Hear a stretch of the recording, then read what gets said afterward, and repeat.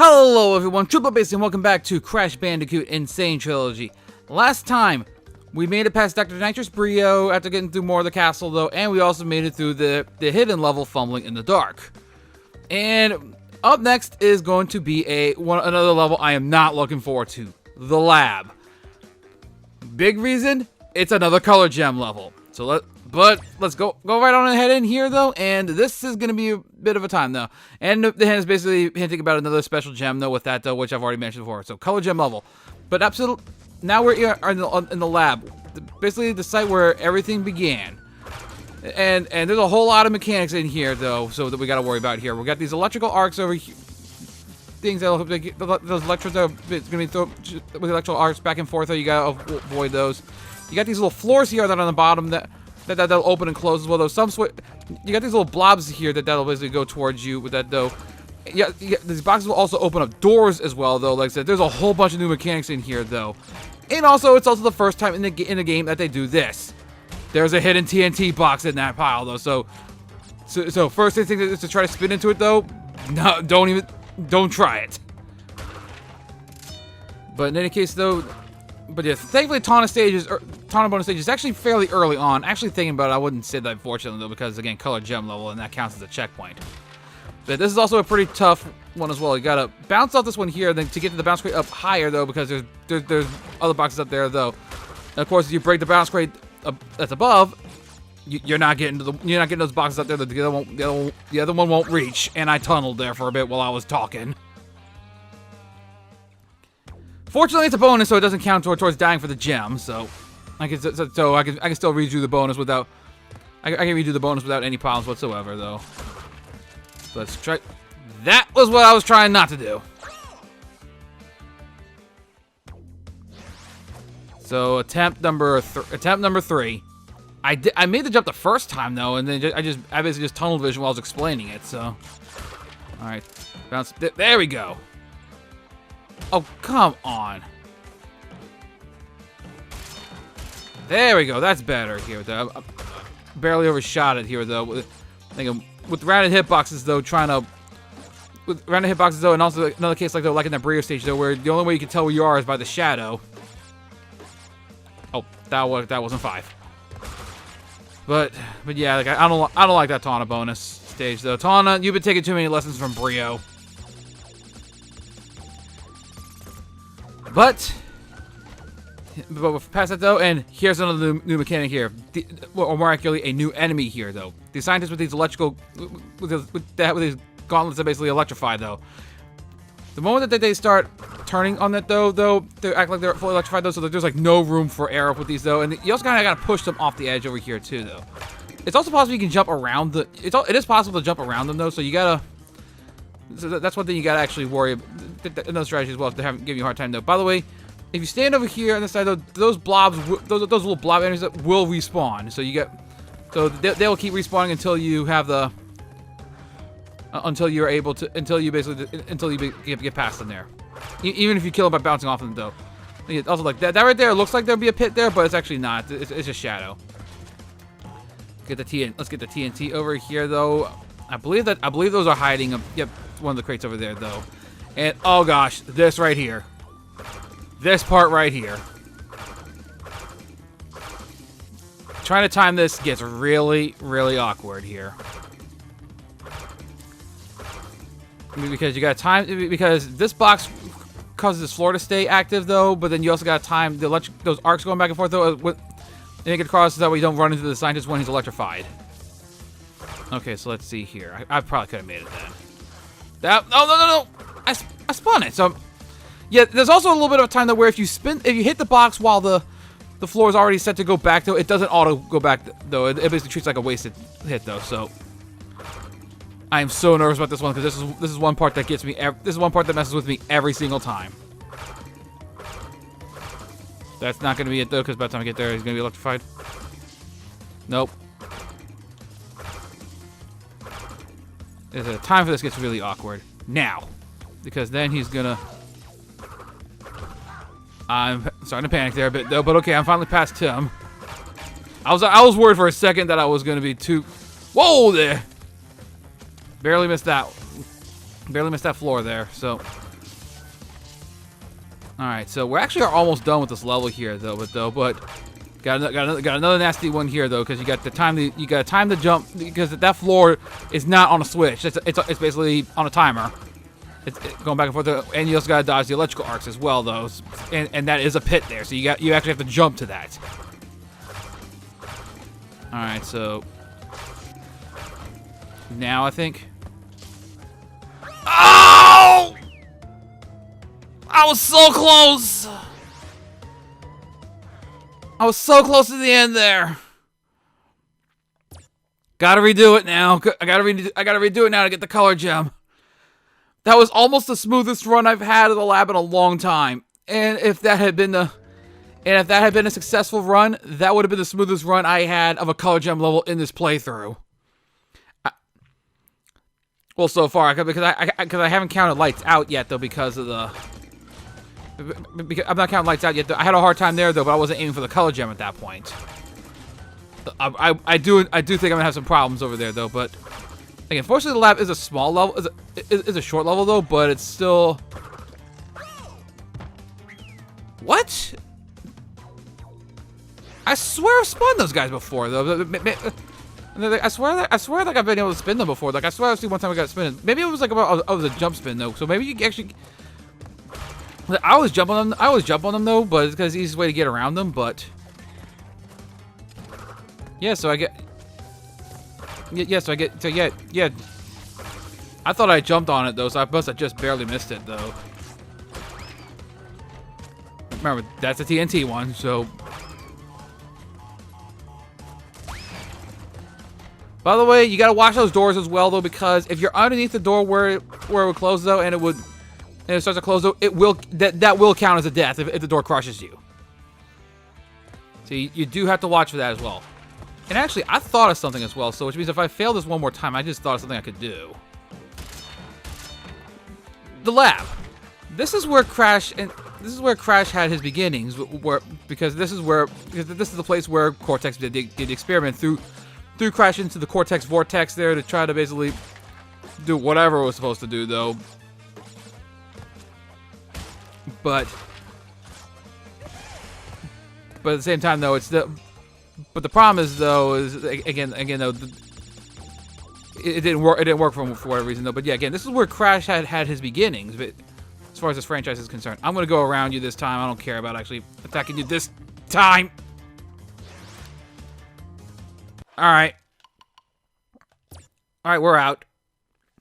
But where I was starting to go with this initially was this doesn't come back in other games in the trilogy, though, which means as far as unless it actually comes up in the Crash games I haven't played, though, Coco, this is the place where Coco wouldn't have seen, at least not in this incarnation. So let's go for our paradox and have Coco do this one.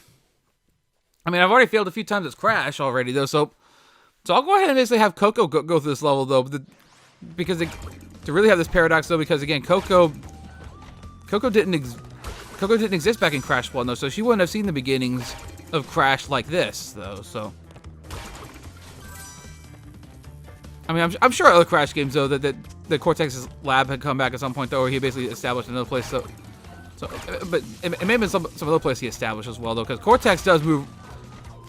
Because Cortex does have like other places to work, though, with that, though. So we'll see, though. And yeah, just like with the floor, though, if you hit the box as the door is closing, it won't open the door again. You have to wait for it to fully close before the switch crate there will let it open up again, though. So let's comment one paradox of the lab, Coco in the lab, by failing the bonus stage here, though. And also comment that by having a moment, though, where Coco had it look like she was floating in air for a second by barely like having like her heels on the crate there. Let's try that again. Never mind.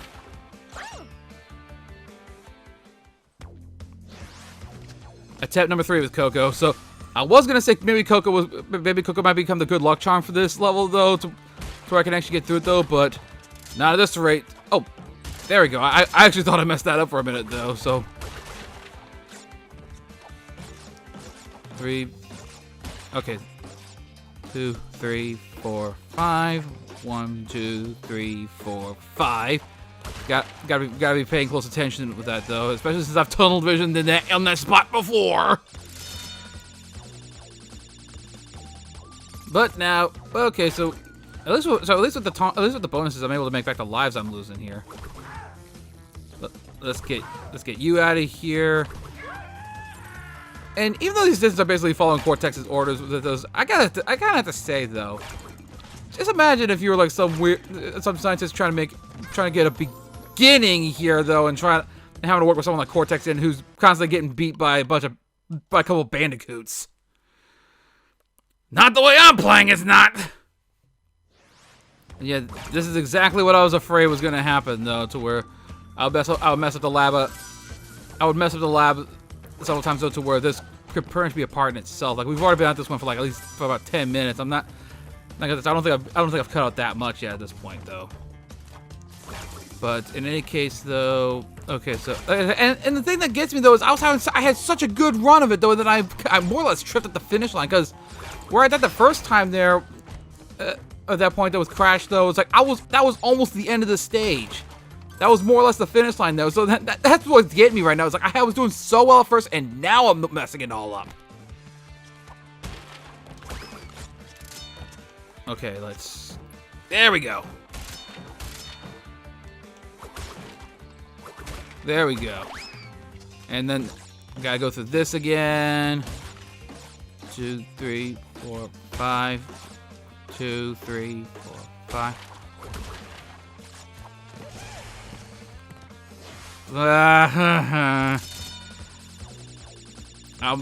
I'm worried I'm gonna start seeing Pidyakus.